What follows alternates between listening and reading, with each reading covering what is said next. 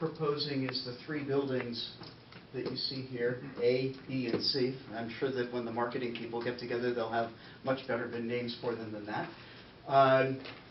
All of the buildings are 5 stories over 2 stories of parking. But the 2 stories of parking, as we'll show you in a minute, are actually below ground as you are driving along Glover Avenue. So what you'll actually see is just a 5-story building. The active uses, as Dory pointed out, in all cases along the front, it's 100% active use, so that it's either apartments or it's the rental office or it's the fitness center or whatever it is, but there's no inactive use, any parking garage that you would see along that. This building, Building A, if you look at the zoning chart, you won't see 100%. You'll see it's 50-something%. And the reason for that is that this, although this looks like the front and this looks like the side, because Glover Avenue curves the way that it does there, this entire thing is frontage. So this is a front and this is a front. And this part of it, there is some exposed garage, which is why we then had to do the calculation to show we still comply with the 50%.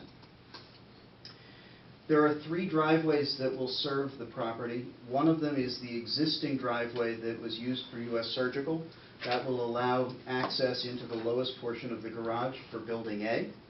In addition to that, there is a driveway that will come between Buildings A and B, and because the site slopes down, you'll either turn one way or the other, but you will then get into that lower portion of the garage and be able to access your units and parking for those units in this location. There's a third entrance, which is right here, and that will be between B and C. That will serve C entirely. It will also be into B.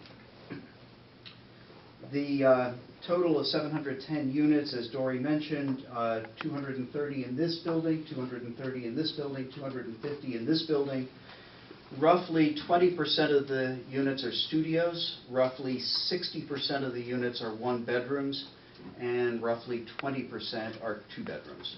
So that's the unit mix.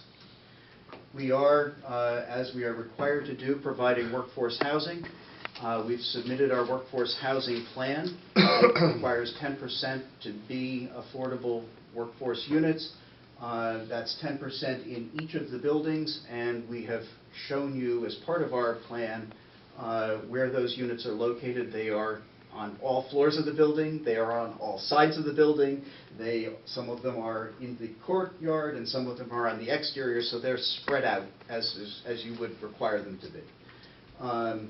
And again, they are proportionately done by unit type as well. The amenities that are proposed for each of the buildings includes the courtyard with a pool. Each one has a swimming pool within it. Each one has a clubhouse. Each one has a fitness center. Each one has a yoga studio. Each one has a study. In addition to that, we have opportunities that we've taken advantage of at the north and the south end of the site for outdoor recreation area. This is Dory had. Nancy, back up. It's behind.